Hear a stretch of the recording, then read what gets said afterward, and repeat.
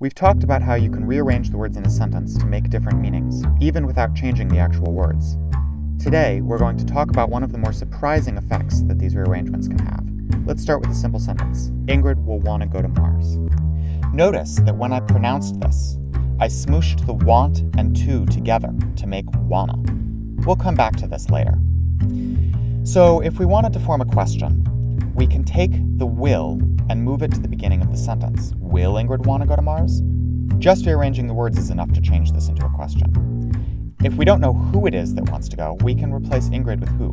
But this isn't the normal way to say things. We would most naturally take the who and move it to the beginning to make who will want to go to Mars. In the same way, if we're not quite sure where we're going, we could replace Mars with where.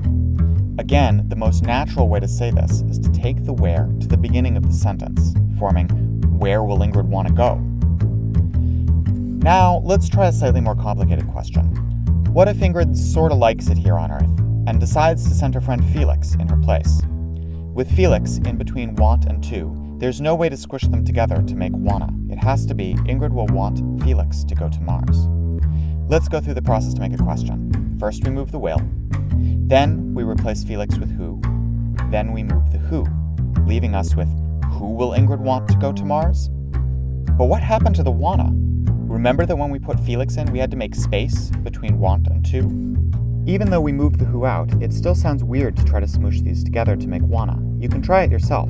Who will Ingrid want to go to Mars? Just sounds a little strange.